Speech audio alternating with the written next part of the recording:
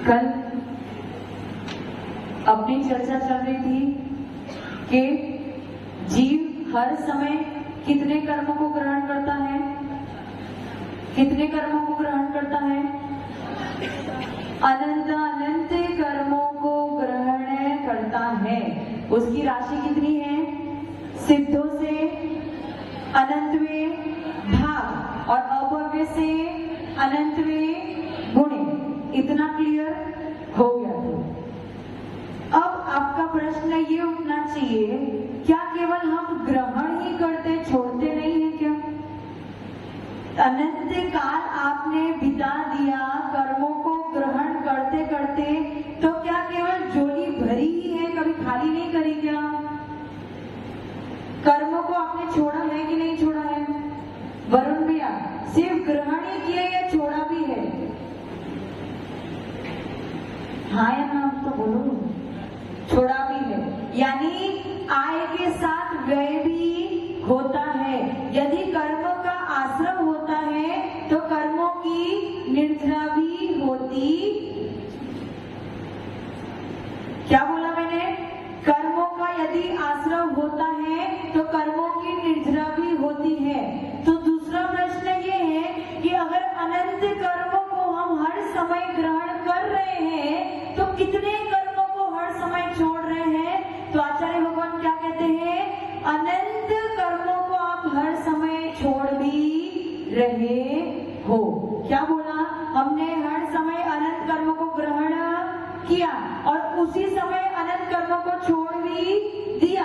तो आपका बैलेंस कितना हो गया? शून्य हो गया। शून्य हो गया ना। जब बैलेंस शून्य हो गया, कर्म बचे नहीं, तो आप कहाँ पे होने चाहिए? कहाँ पे होने चाहिए? राजेंद्र जी, कहाँ पे होने चाहिए? आपका बैलेंस जीरो हो गया। कर्मों के बैलेंस की बात कर रहे हैं। कर्मों का बैलेंस अगर आपका जीरो हो गया है तो अब आपको कहाँ पे होना चाहिए? कहाँ पे हैं? बैठे बैठे बताओ, कहाँ पे होना चाहिए आपको?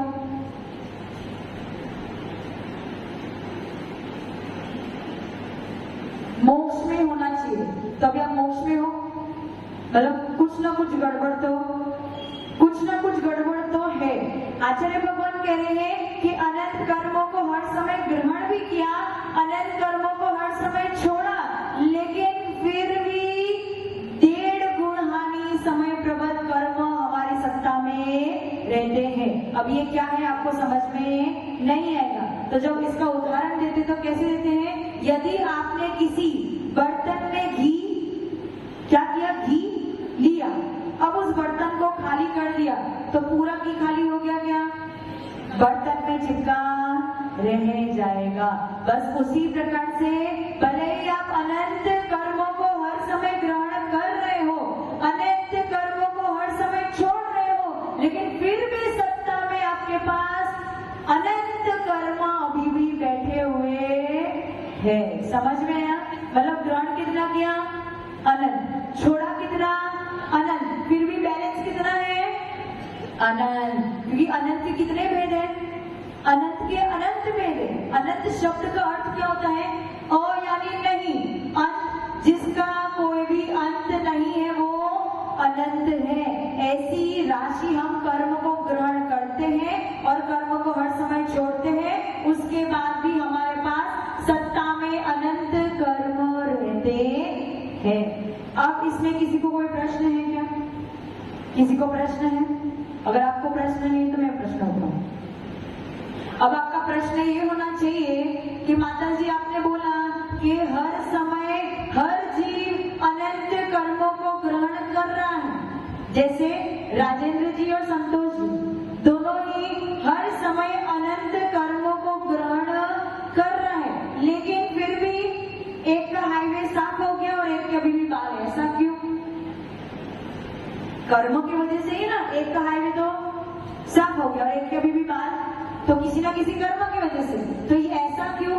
जब मैं अनंत कर्म, आप भी अनंत कर्म ग्रहण कर रहे हो, आप भी अनंत कर्म ग्रहण कर रहे हो, आप भी अनंत कर्म को छोड़ रहे हो, आप भी अनंत कर्म, तो बैलेंस तो दोनों का सेम होना चाहिए ना।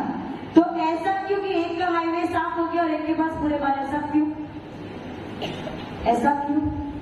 इसके पीछे ये कारण है कि अनंत के भी बहुत सारे भेद हैं। राजेंद्र जी जितने अनंत कर्मों को ग्रहण कर रहे हैं, हो सकता है संतोष जी उससे अधिक अनंत को ग्रहण कर रहे हैं। राजेश जी जितने अनंत कर्मों को एक समय में छोड़ रहे हैं, हो सकता है संतोष जी उससे अधिक अनंत कर्मों को उसी समय में छोड़ रहे हैं।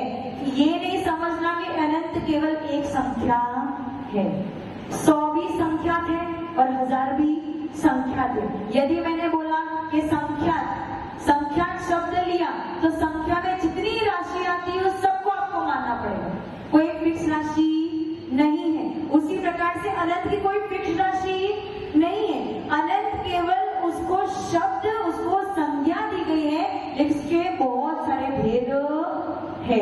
अब ये डिफरेंस कैसे आएगा कि कोई तो ज्यादा कर्मों को ग्रहण कर रहा है, कोई कम कर्मों को ग्रहण कर रहा है, डिफरेंस कैसे आएगा? कुछ ना कुछ आप में कुछ ना कुछ ऐसी चीज है जो इस डिफरेंस को क्रिएट कर रही है। समझ में आ रहा है डॉक्टर साहब? बात समझ में आ रही है? प्रश्न क्या उठा था? प्रश्न ये उठा था कि अगर यदि दो व्यक्ति एक ही समान अनंत कर्मों को ग्रहण कर रहे हैं तो जो उनको फल मिल रहा है उसमें भेदभाव क्यों? तब बताते हैं कि जब जीव कर्मों को ग्रहण करता है, कितने कर्मों को ग्रहण करेगा ये उसके योगों पे डिपेंड करेगा। किस पे डिपेंड करेगा? योग पे। किस पे? योग। अब योग का अर्थ क्या है? मन, वचन, काय, 3 क्रिया है। अपने पास कितने प्रकार की क्रिया है? मन से विचार कर लो, मन की क्रिया, वचन से बोल लो, ये वचन की क्रिया, और काय से क्रिया कर लो, ये काय की क्रिया। इन मन, वचन और काय की क्रिया के वजह से या मन, वचन, काय की क्रिया के निमित्त से आत्मा के प्रदेशों में परिस्पंदन होता है। क्या होता है? परिस्पंदन यानी वाइब्रेशन। क्या होता है? वाइब्रेशन। जैसे लोहा होता है, लोहे में अगर आप करंट पास करो तो वो क्या बन जाता है? चुंबक बन जाता है। चुंबक। अब जितना ज्यादा करंट पास करोगे, जितना ज्यादा वोल्टेज दोगे, उतना सामर्थ्य से वो लोहे को खींचेगा। अगर हल्का करंट पास करोगे तो क्या होगा?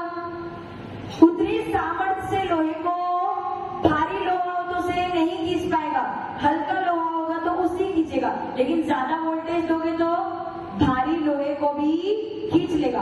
उसी प्रकार से जब आप मन, वचन, काय की क्रिया जैसे करंट को आप पास करते हो तो आपके आत्मा के प्रदेशों में क्या होता है? परिस्पंदन यानी वाइब्रेशन होता है। और ये परिस्पंदन जितना होगा उतना ज्यादा कर्म आपसे आके बंध को प्राप्त हो जाएंगे। अब समझ में आया? समझ में आया? वापस रिपीट करूं क्या? रिपीट करूं? रिपीट करूं? क्या होता है?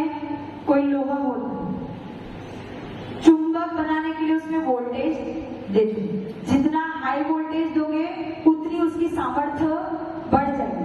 अगर आपने हाई वोल्टेज दिया तो वो भारी लोहे को अपनी तरफ खींच लेगा, और अगर कम वोल्टेज दिया तो वो हल्के लोहे को अपनी तरफ खींचेगा, भारी लोहे को नहीं। उसी प्रकार से यदि आपकी मन, वचन, काय की क्रिया में ज्यादा चंचलता है तो आप ज्यादा कर्मों को अपनी तरफ अट्रैक्ट करोगे। और यदि आपकी मन, वचन, काय की क्रिया में चंचलता कम है तो आपके पास कम कर्म आके बंध को प्राप्त होंगे। तो जो ज्यादा कर रहा है उसके कर्म भी अनंत है, और जो कम कर रहा है उसके कर्म भी अनंत है। लेकिन वो अनंत में जमीन आसमान का फर्क। एक अनंत है जो नीचे वाला है और एक अनंत है जो ऊपर वाला है। समझ में आया? सबको समझ में आया? इसमें किसी को कोई प्रश्न पूछना है?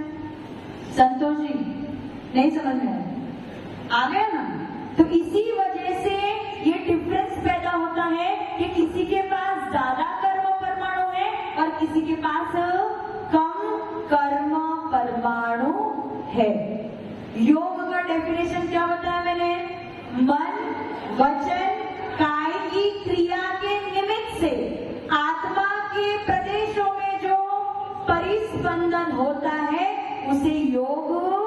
कहते हैं। और ये जो योग है वही निर्धारित करेंगे कि हर समय हम कितने कर्म परमाणु को ग्रहण करेंगे।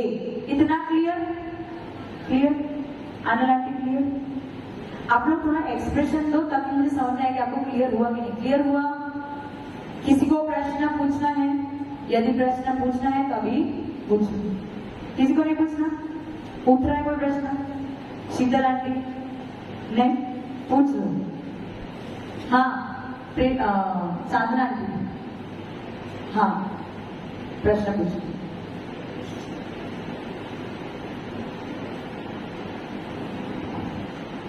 नमोस्तु गुरुदेव।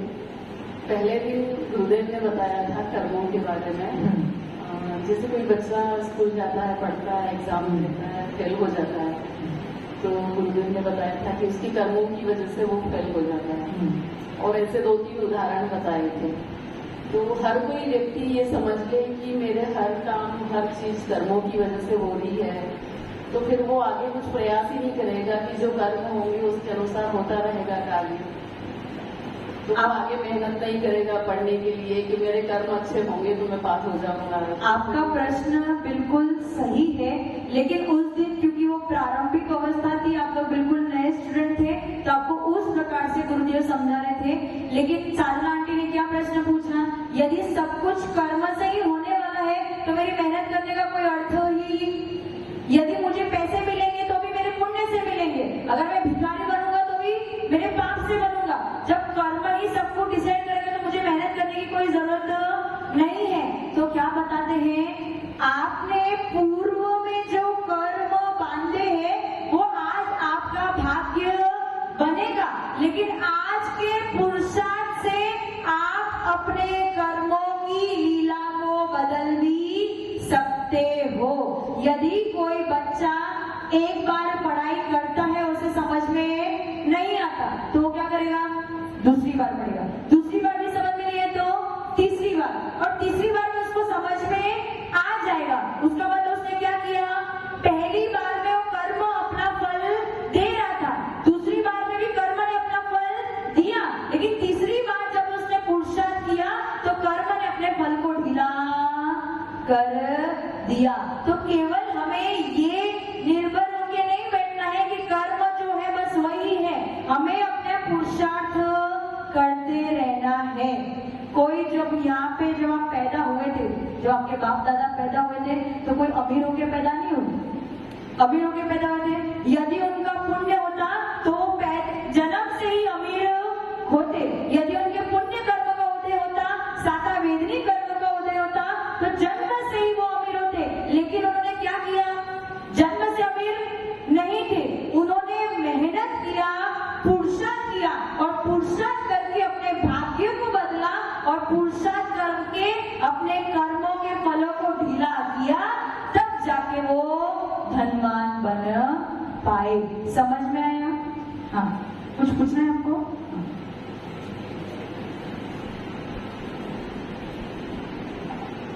वंदे मातरम। कर्मों के बारे में जैसे पहले ऐसा सुना है कि पूर्व जन्म के जो कर्म है वो इस जन्म में भुगतने पड़ेंगे। तो इस जन्म में जैसे हम कोई कार्य करते हैं तो उन कर्मों का असर इस भव में रहता है या अगले भव में जाकर के? फिर आंटी का प्रश्न क्या है? वो पूछ रही है कि पूर्व जन्म के कर्म का फल हमें कब मिल रहा है?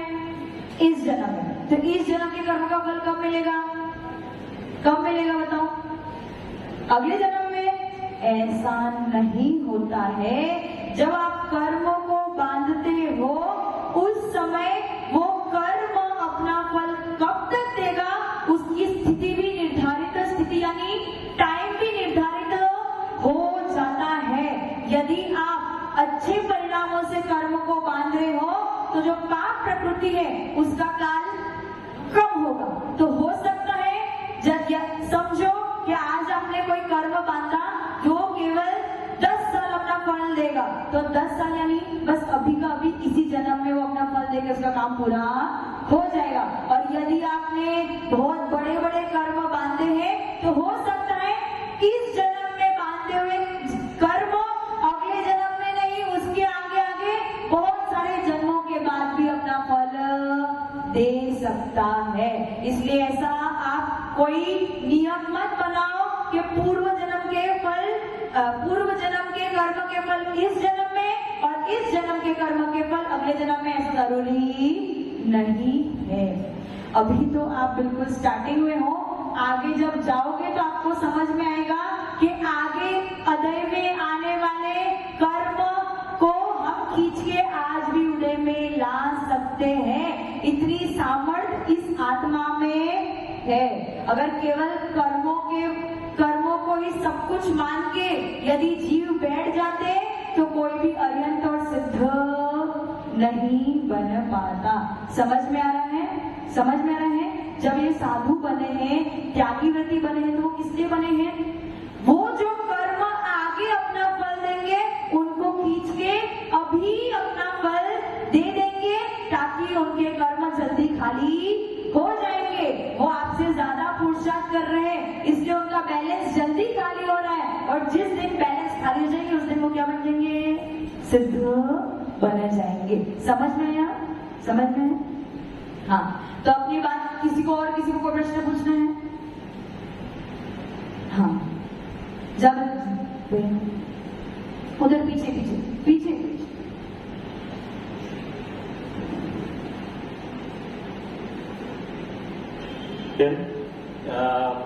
वंदना माता जी, मैं प्रश्न पूछना चाहता हूँ कि हमें वो कौन सी शक्ति जो हमें अच्छे कर्म या बुरे कर्म करने के लिए प्रेरित करती है?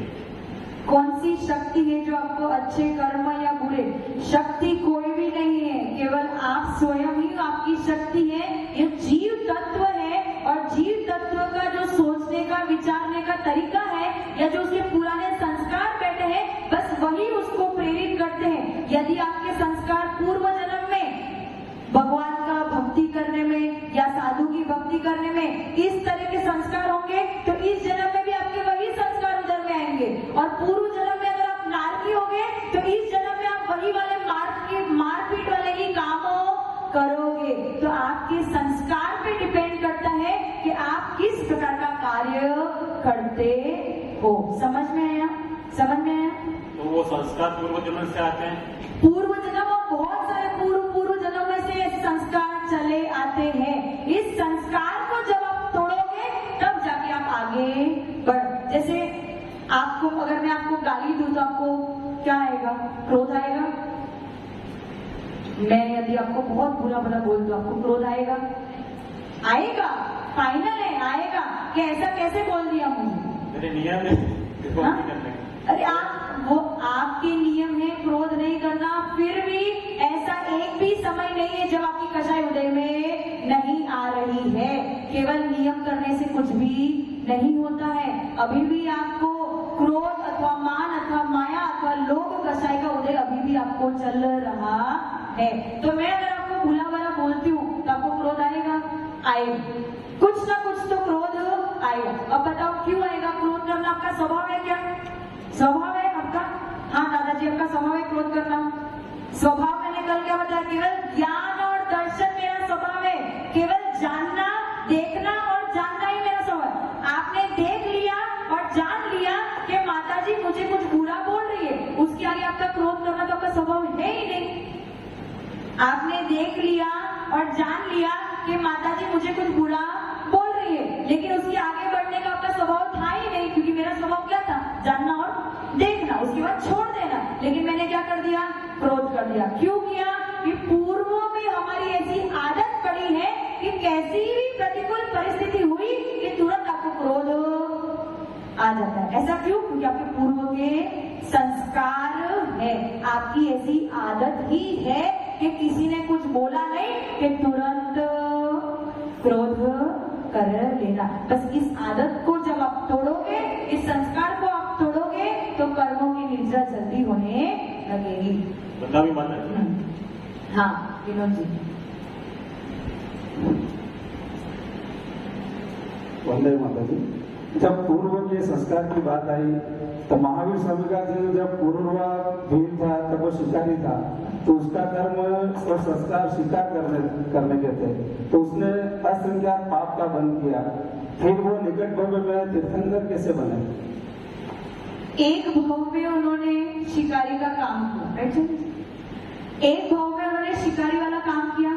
उसी भाव में एक मुनिराज के उपदेश को सुन के उन्होंने अपने परिणामों को विशुद्ध किया कि नहीं? एक शिकारी के लिए मांसाहार का त्याग करना ये बहुत बड़ी बात है। हाँ?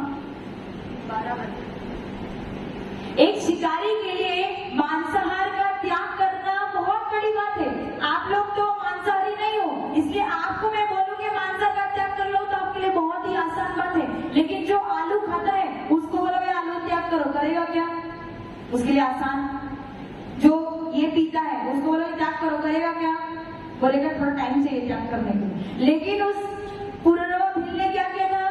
मुनिराज के केवल एक उपदेश को सुन के उसने कौवे के मांस का त्याग कर दिया था। और यदि मैं आपको या गुरुदेव आपको सालों सालों तक उपदेश भी देंगे तो भी आपके भाव नहीं बनेंगे। अब आपको मैं बोल दूं विनोद जी घर का त्याग करो, कोई काम नहीं अब घर पे, तो क्या करोगे? त्याग करोगे?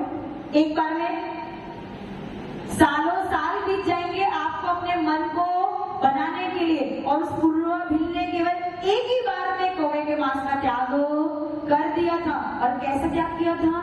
जब उसका मरण होने वाला था उसे पता था कि मुझे कौवे का मांस चाहिए, अगर मैं इसको खा लूंगा तो मैं जीवित रह जाऊंगा। लेकिन उसने अपने नियम पे वो दृढ़ रहा। ऐसी दृढ़ता आप में है क्या? आप में है ऐसी दृढ़ता? उस पूर्व भील में वो दृढ़ता थी और मरण समय भी उसने अपने परिणामों को विशुद्ध रखा। इसलिए जो पूर्व में असंख्य कर्मों या अनंत कर्मों को उसने ग्रहण किया था, उस कुछ ही समय में उसने उनको जल्दी से छोड़ भी दिया। अपन कहते हैं ना छड़ाला में क्या कहते हैं? ज्ञानी के चिन्माही, इसको ध्यान नहीं है। ज्ञानी जीव अगर कोई अज्ञानी काम करता है वो एक दिन उपवासी रहेगा। अगर अज्ञानी एक दिन उपवासी रहेगा तो उसके कुछ कर्मों की निर्जरा होगी, क्योंकि वो अज्ञानी है, उसका उपवास में मन लग नहीं रहा है, बस उसने करा है करने के लिए। लेकिन अगर ज्ञानी कोई उपवास करता है वो अपने लक्ष्य आत्मा की तरफ कि उपवास करना यानी अनशन स्वभावी मेरी आत्मा है, इस उद्देश्य से अगर वो उपवास करता है तो उसी समय उसके अनंत कर्मों की निर्जरा हो जाती है। तो बस वो पूर्व भील के जो कुछ क्षण के विशुद्ध परिणाम थे उसी ने उसके पूर्व में किए हुए कर्मों को ढीला कर दिया था। समझ में आया? समझ में आया? किसी को प्रश्न पूछना है? हाँ,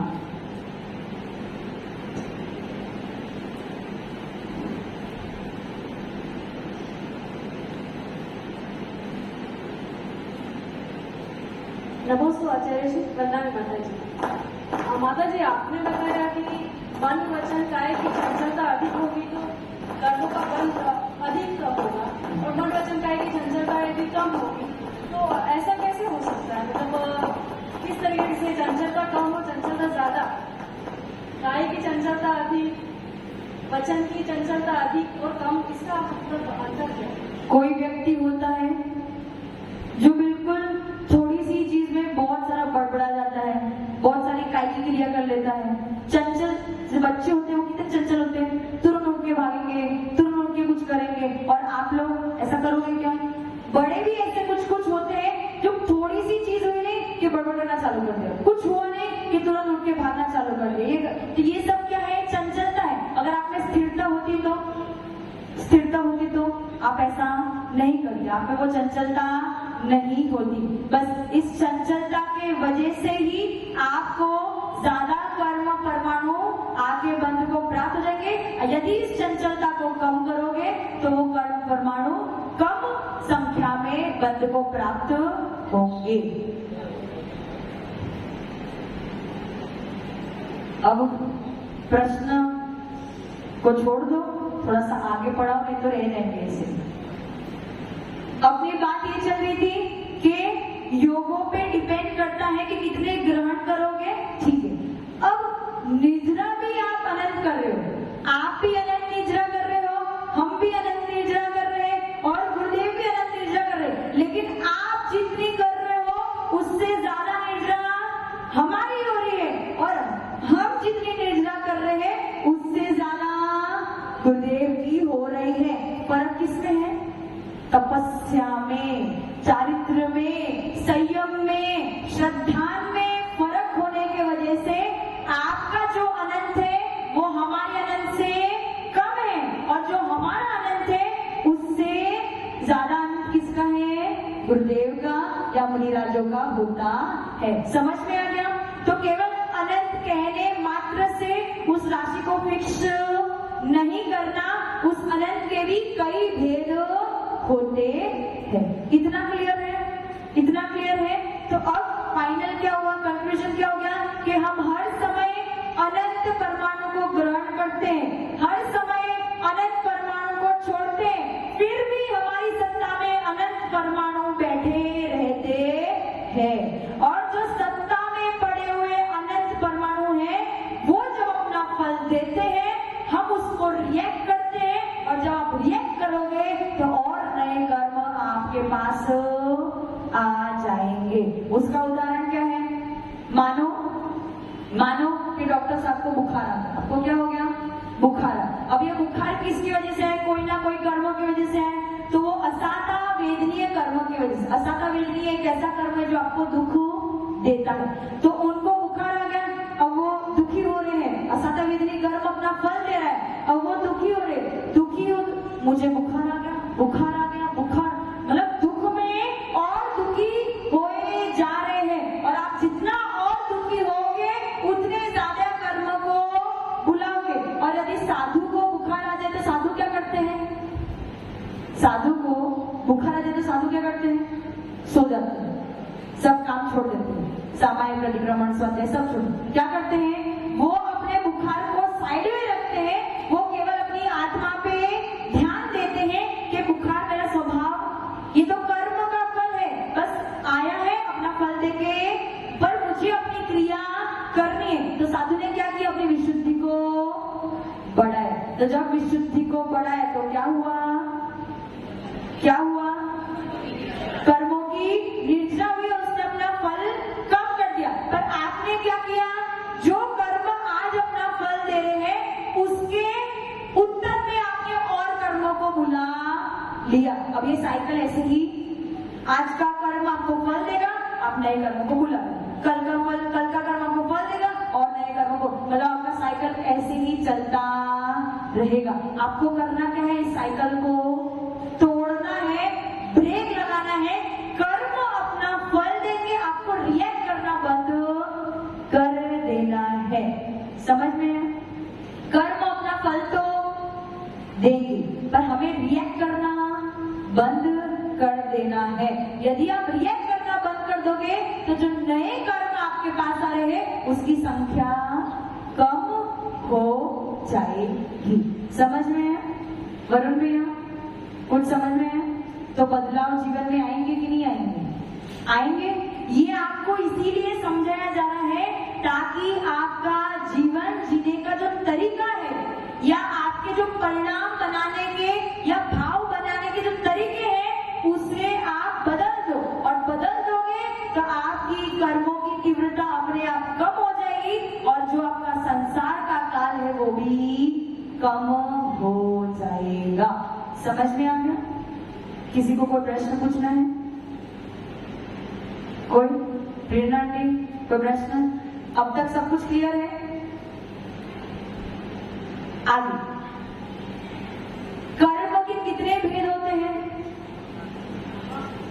8 तो आप कह रहे हो, लेकिन बेसिक में कर्म के 2 भेद होते हैं। कितने भेद? 2।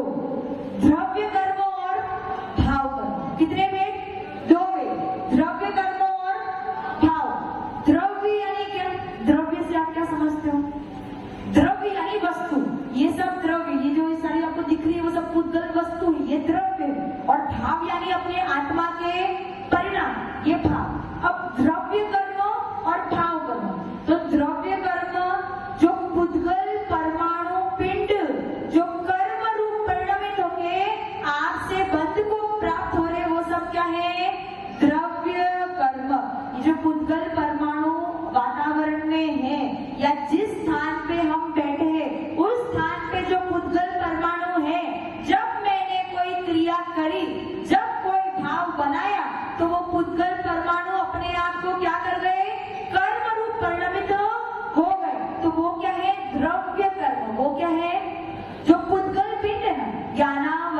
डेफिनेशन लिखो।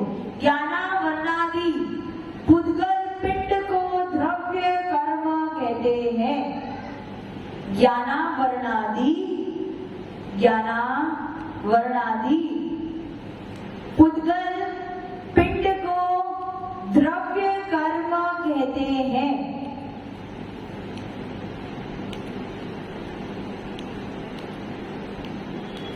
लिख लिया। द्रव्य कर्म समझ गया। जो पुद्गल परमाणु आपके आशा, ये जो आपका शरीर है, जो आप हो, उसमें द्रव्य क्या है आपके पास? आपके पास द्रव्य क्या है? डॉक्टर साहब आपके पास क्या द्रव्य है? ये शरीर हमारा द्रव्य है और आत्मा जीव है। उसी प्रकार से पुद्गल परमाणु जो है, जो कर्म रूप से अपने आप को परिणमित कर देते हैं, वो क्या हो गया आपका? द्रव्य कर्म। वो कहाँ पे है? अभी आत्मा से बंध को प्राप्त हो चुके। तो जो आपकी आत्मा में जो पुद्गल द्रव्य या कर्म रूपी द्रव्य जो बंधन को प्राप्त हो चुका है, वो सब क्या है? द्रव्य कर्म। वो सब क्या है? द्रव्य कर्म। और भाव कर्म क्या होते हैं? भाव कर्म यानी जो वो द्रव्य कर्म की फल दान शक्ति को भाव कर्म कहते हैं। क्या कहते हैं?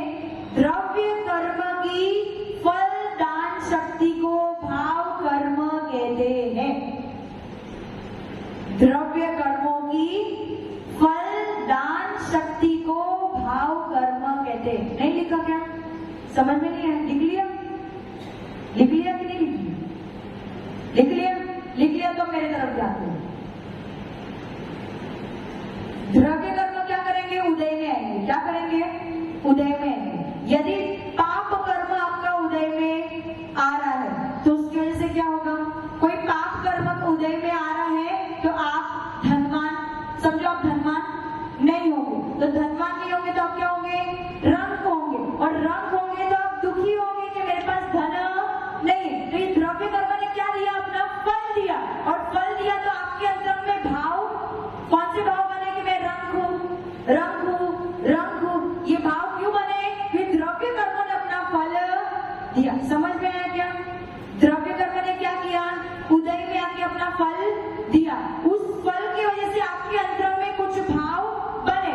वो भाव जो है वो आपके भाव कर्म है। क्या है? भाव कर्म है। समझ में आया कि नहीं समझ में आया? थोड़ा नहीं समझ में आया? थोड़ा समझ में आया? देखो, यदि कोई व्यक्ति काला है, क्या है? काला। क्यों काला है? कि उसके कोई द्रव्य कर्म ने अपना फल दिया है। अब वो काला है और द्रव्य कर्म ने अपना फल दिया है तो उसके अंदर में भाव क्या बनेंगे? काला। मैं काला। वो अपना फल दिया ना उसने, और उसका शरीर का रंग कैसा होगा? काला। तो ये जो भाव बन रहे हैं उसे भाव कर्म कहते हैं। और द्रव्य कर्म तो आपकी आत्मा से बंध को प्राप्त हो चुके हैं। जो पुद्गल है वो द्रव्य कर्म है, जो आत्मा के परिणाम है वो भाव कर्म। समझ में आया? आपके अभी परिणाम बन रहे हैं, आपके ज्ञान के परिणाम बन रहे हैं। ज्ञान के परिणाम बन रहे हैं कि नहीं बन रहे? बन रहे हैं कि नहीं बन रहे हैं?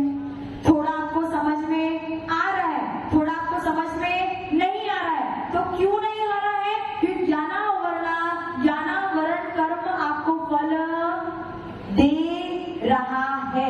इसलिए अभी आपके भाव कैसे बन रहे हैं? थोड़ा समझ में आ रहा है, थोड़ा समझ में नहीं आ रहा है। तो जो द्रव्य यानी पुद्गल कर्म जो फल दे रहा है वो द्रव्य कर्म हो गया। और उसकी वजह से जो आपके भाव बन रहे हैं वो क्या हो गया? भाव कर्म। समझ में आया? राजेंद्र जी कुछ समझ में है? आत्मा के परिणाम क्या है? भाव कर्म। और जो कर्म हमसे बंध को प्राप्त हुए वो क्या है? द्रव्य कर्म। वो क्या है?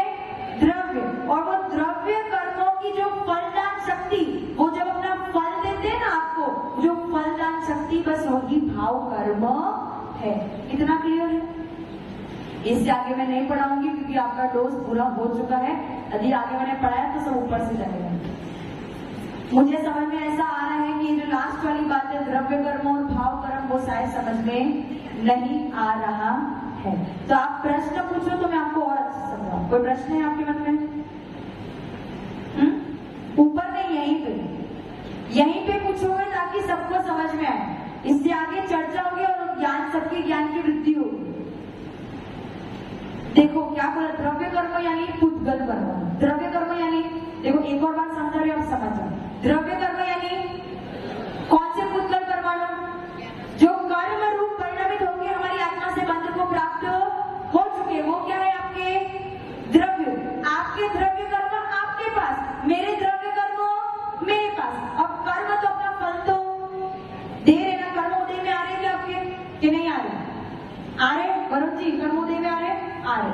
मेरे भी कर्मोदय में आ रहे, लेकिन आपके भाव अलग बन रहे हैं, मेरे भाव अलग बन रहे हैं। यानी आपके भाव कर्म अलग है और मेरे भाव कर्म अलग है। बस यही है। समझ में आया?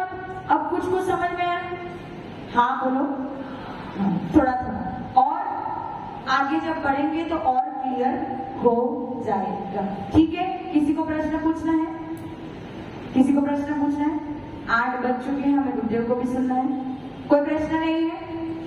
चलिए एक बार सरस्वती माता के चरणों में वंदन करेंगे, नमन करेंगे और सरस्वती माता से ये प्रार्थना करेंगे कि हमारा ज्ञानावर्णी कर्मों का क्षोभम इतना बढ़ा दो कि हम जो क्लास पढ़ रहे हैं सुबह से लेके शाम तक, वो सब कुछ हमें समझ में आ जाए और हम उसे चिंतन, मनन और धारण करना प्रारंभ कर दें। चलो तैयार हो? क्या करना है? क्या करना है? नमो नमः बोलना है।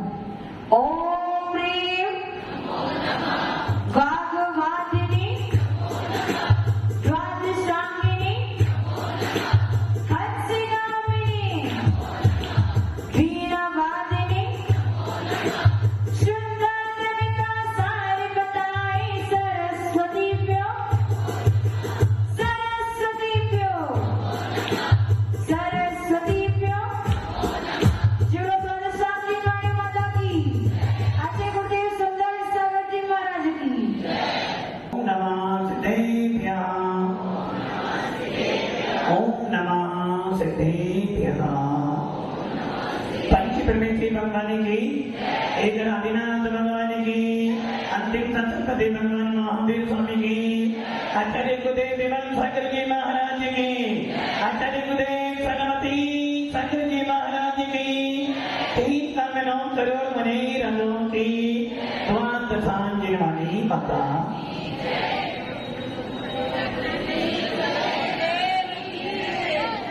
अभी आप कर्म सिद्धांत पढ़ रहे हो। चैप्टर थोड़ा सा हार्ड है, कठिन है, किंतु आपकी लाइफ से ज्यादा कठिन नहीं। यदि देखा जाए आपकी लाइफ सबसे ज्यादा कठिन है। यदि हमारी दृष्टि से देखोगे तो आपकी लाइफ बहुत कठिन है, और यदि आपकी दृष्टि से हमारा तो कि नहीं महाराज जी साधु बनना तो बहुत कठिन है, किंतु बम्बे आत्माओं ये बात सकते हैं, जितना कष्ट आप सहन करते हो उतना कष्ट हम लोग सहन। सवेरे से लेके रात तक इसकी टेंशन है, इसकी विनोद जी की टेंशन है ना। जल्दी आ जाए तो टेंशन, लेट आ जाए तो टेंशन, और नहीं आए तो और टेंशन। हमारे पास क्या टेंशन है? तो लाइफ आपकी बहुत ज्यादा कठिन है, और ये कर्म सिद्धांत बहुत सरल है। यदि एक बार कर्म सिद्धांत समझ जाओगे, यही लाइफ आपके लिए बहुत आनंद में हो जाएगी। अभी आप सुन रहे थे कि हम कितने कर्म मांगते हैं? एक समय में सिद्धों के अनंत में भाग, अभव्यों के अनंत में गुणे कर्म बांधते हैं। और जब कर्म बंधता है तो उसकी निर्जना भी, यदि धन आया है अमित जी, यदि माल आया है तो बेचना तो जितने में आए थे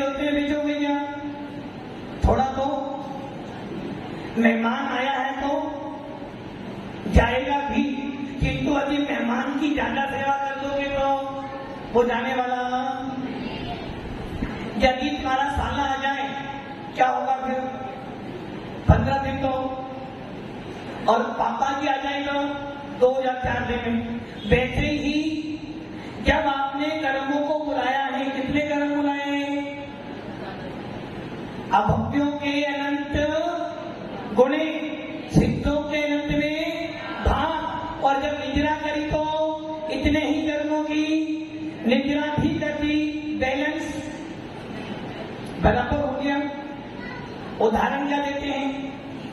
बाजार से संतोष की 2 किलो घी लेकर आए और लाकर मैडम को दिया। मैडम ने घी देखा और क्या संतोष जी सुनते हुए जरा, ये घी तो अच्छा, वापिस किया। संतोष जी वापिस देने गए, जब लाए थे तोल के लाए थे और जब वापिस दिया तो तोल के दिया, बर्तन खाली लेकर आ गए और जब बर्तन खाली लेके आ रहे थे उसमें घी था। क्यों भाई, तुम 2 किलो लाए थे, 2 किलो तुमने दे दिया, अब घी कहां से आया? अभी भी उस बर्तन में घी का अंश तो पड़ा हुआ है। वैसे ही आपकी आत्मा में जितने कर्म बांधे थे, कितने बांधे थे? अनंत अनंत कर्मों की निद्रा कर दी, फिर भी उसमें कुछ कम गुण आनी आया, कर्म सत्ता में पड़ा हुआ। अनंत कर्म बांधे थे, अनंत कर्म छोड़ दिए, फिर भी अनंत कर्म अभी बैलेंस पड़ा हुआ है। और वो क्यों पड़ा हुआ है? जब शाम को दुकान मंगल करते हो, क्या करते हो? दुकान मंगल करते हो तो पूरा गल्ला साफ कर देते हो। क्या करते हो? बड़े बड़े नोट, बड़े बड़े विनोद जी, बड़े बड़े नोट तो अंदर रख सकते हो और छोटे छोटे नोट ऊपर जेब में रखते हो। अभी कोई जेब भी जाएगा तो कोई। वैसे ही एक व्यापारी क्या करता है, बड़े बड़े नोट तो मैडम के हाथ में दे देता है और छोटे छोटे नोट गल्ले में क्यों छोड़ता है?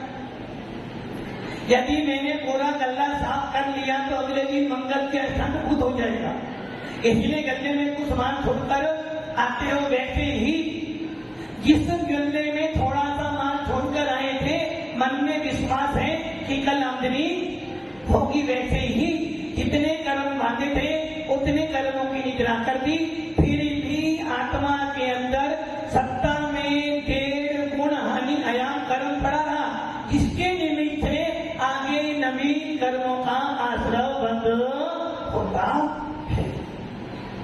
अब सवाल ये था, सबको अनंत कर्म बंद रहे हैं, खाना सबने खाया है, प्रेरणा जी खाना सबने खाया है।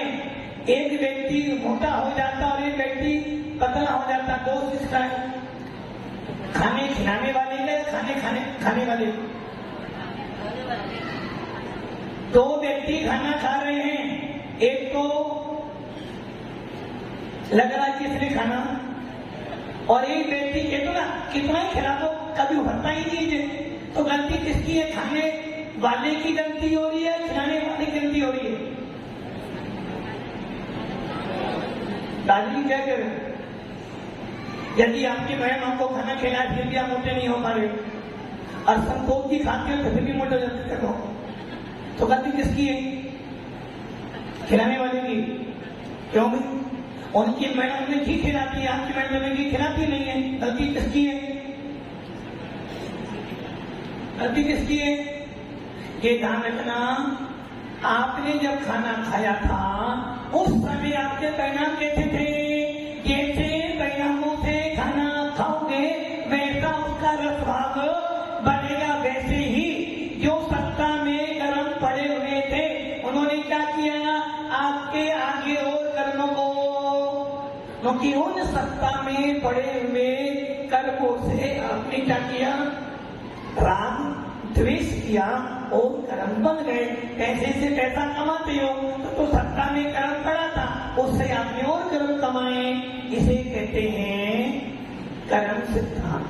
सबको अनंत कर्म बंधे थे, अनंत कर्म छोड़े थे, फिर भी किसी को ज्यादा फल मिलता है, किसी को कम फल मिलता है। पूजा करने दोनों गए थे, वरुण जी पूजा करने दोनों गए थे, किंतु विनोद जी को तो मिले 1 लाख रुपए और आपको मिले 25,000। ऐसा अंतर क्यों? क्योंकि आपके पास में मन वचन काय है। योग, योग किसे कहते हैं? योग का अर्थ होता है चंचलता, परिस्पंद, हलन चलन। किसमें हलन चलन होना? मन में, वचन में और काय में।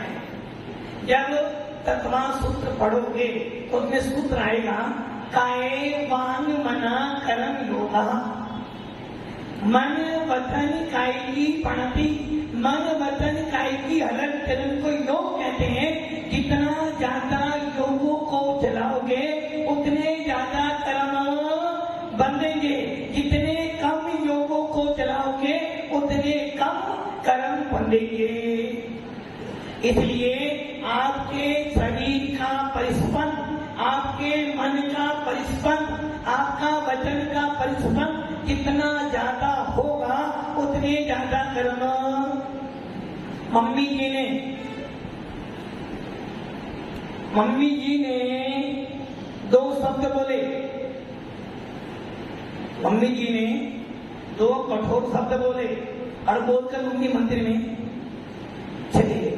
2 घंटे बाद आई, बेटा खाना बना लिया? हाँ मम्मी जी बना लिया। 2 घंटे आप यही सोच रहे, मम्मी जी ने मेरे को ऐसा क्यों बोला? क्या किया आपने? मम्मी जी ने मात्र 2 मिनट में 2 कठोर शब्द बोले और मम्मी जी यहाँ चले गई। मंदिर क्या करी? मंदिर में बैठकर पूजा कर रही है भगवान की। आपने क्या किया? 2 घंटे तक मैंने में क्या सोचा? मम्मी जी ने मुझे ऐसा बोला, आन दो मम्मी जी को, आन दो मम्मी जी को। तो 2 घंटे आपने क्या किया? अपने मन की चंचलता की। तो कर्म किसको ज्यादा बताना? और मम्मी जी को, मम्मी जी ने बोला चली गई और पूजा करके सारी बात भूल गई, किंतु आपने, तो बस यही चंचलता ने आपके कर्मों को ज्यादा बांध दिया। ये दूसरी बात। तीसरी बात थी, साधना जी कह रहे थे कि कर्म करेंगे तो फल मिलेगा, तो साधना करें। साधना जी आप घर से यहाँ पर आए, क्यों आए? यदि आपके कर्म में होता तो महाराज जी वहीं पहुंच जाते। तीर्थंकर यदि पुरुषार्थ ना करें, आदिनाथ भगवान का तीर्थ कर्म का उद्देश्य था, फिर भी 6 महीने तक विधि लेकर घूमते रहे, तो पुरुषार्थ करना हमारा काम है, फल जैसा मिलेगा मेरे भाग्य का काम होगा। पुरुषार्थ करना हमारा काम है और काम हो जाए तो मेरा भाग्य बढ़िया था, नहीं हो जाए तो मेरे कर्म का उदय ऐसा ही। मैना सुंदरी के पिता ने कौड़ी पति दिया था, किंतु मैना ने अपने पुरुषार्थ में कौड़ी पति को कामदेव, इसे कहते हैं पुरुषार्थ। इसलिए पुरुषार्थ को करना पड़ेगा। नंबर 4, पीछे से आया था एक सवाल, ऐसी कौन सी पावर है जो हमें अच्छा बुरा काम करने की प्रेरणा देती है? पावर कोई नहीं है, जो तुम्हारे अंदर भगवान आत्मा बैठी है वही तुम्हें अच्छा बुरा करने की पावर देती है। और क्या सवाल था? हाँ, भगवान महावीर, विनोद जी ने पूछा था कि भगवान महावीर ने इतने सारे गलत काम किए और आप कहो संस्कार काम करते हैं। अरे भगवान महावीर के जीव ने भले मारीची की पर्याय में गलत काम किए, किंतु मारीची की पर्याय के बाद भील की पर्याय में मुनि राज से 12 व्रतों का पालन लिया, नियम लिया, 12 व्रत पालन किए और मरकर स्वर्गों में गया। वहां से तेरी कष्ट नारायण बना। कौन बना? तेरी कष्ट नारायण बना। पुण्य कर्म के वजह से सब में दृष्टि बना और मर के नरक में गया। फिर शेर बना, मुनि राज का सानिध्य मिला, संस्कार उदय में आ गए और आते आते एक दिन महावीर बन गया। नियम संयम पालन करने के संस्कार पढ़ते पढ़ते वो भील का जीव भगवान महावीर बन गया। पारसनाथ का जीव पहले कौन था? मंत्री का भाई था, और जब उसके भाई को हटा दिया तो वो मंत्री बना, कमठ ने उसे मार दिया, किंतु उस पारसनाथ के जीव ने हर बार उसे बचाया। और जब वो हाथी बना, कौन? पारसनाथ का जीव जब हाथी बना तो उसी राजा जो मुनि बन गए थे, राजा अरविंद मुनि बन गए थे, मुनि मुद्रा में उपदेश दिया, मेरे राजा थे और आज में हाथी बन गया। उसी समय मुनिराज से नियम लेकर समाधि वरण कर लिया और भगवान पारसनाथ बना। तो संस्कार काम करते हैं। अभिमन्यु कौन था? गर्भ में ही चक्रव्यूह का सुना, संस्कार बढ़ गए तो संस्कार पूर्व भव के भी बढ़ते हैं और इस भव के भी। तो अच्छे संस्कार डालोगे तो आगे अच्छे संस्कार का फल मिलेगा। अब इसके बाद भी कर्म दो प्रकार के होते हैं, धर्म कर्म और ये आपको समझ में। धर्म कर्म मतलब उद्गल प्रगनाएं, उद्गल प्रगनाएं भरी पड़ी थी। जितने शरीर प्रमाण हम आकाश के प्रदेश घेर रहे थे उसमें जितनी उद्गल प्रगनाएं थी वो हमारे से आकर क्या हुई? आपने अपने शरीर पर तेल लगाया और यहाँ बैठ गए, हवा चली, धूल आई, किसको लगी? किसको लगी? पवन जी को लगी। पवन को लेट आए थे पवन जी। जिसको जितना ज्यादा तेल लगा होगा उसको उतनी ज्यादा धूल लगेगी। वैसे ही उद्गल प्रगनाएं अनंत अनंत भरी हुई थी। आपके मन वचन काय की बढ़ती हुई और वो आपसे आपसे चिपक गई। वो क्या बन गया? कहाँ? दर्द कर्म। और भाव कर्म क्या हो गया? जब आपको दर्द कर्म बन गया, जब वो उदय में आएगा तो साधना जी आप करोती हो, मानी भी हो। कैसे मालूम पड़ा मानी हो? आप करोती हो क्या? करोती हो? एक भैया कह रहे थे ना वो कि महाराज जी माता जी हमें तो हम क्रोध करते ही नहीं।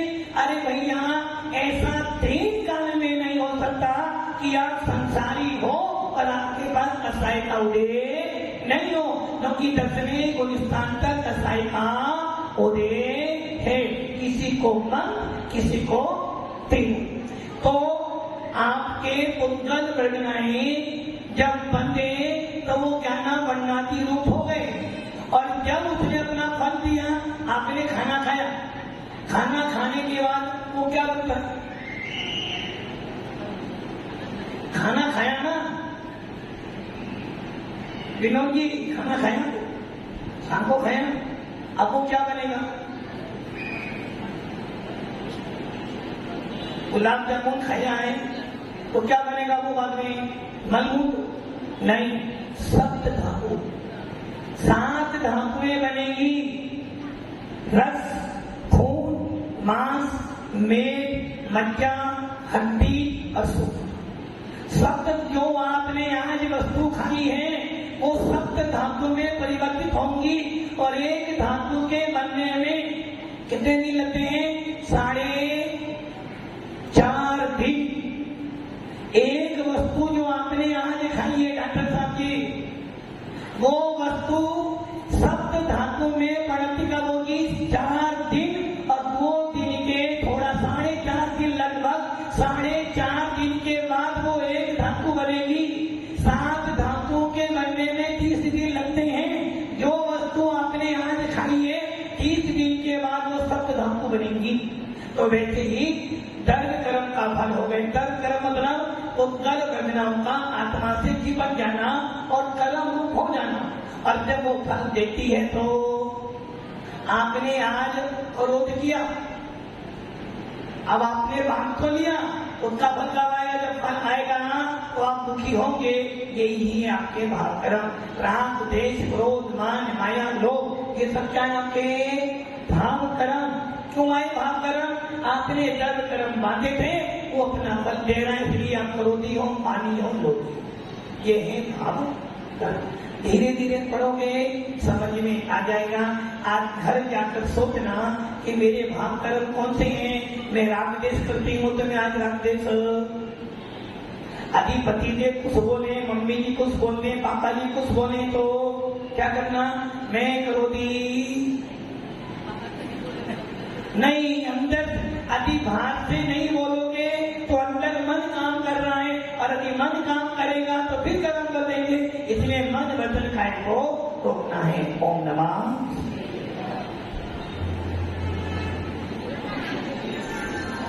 हाँ।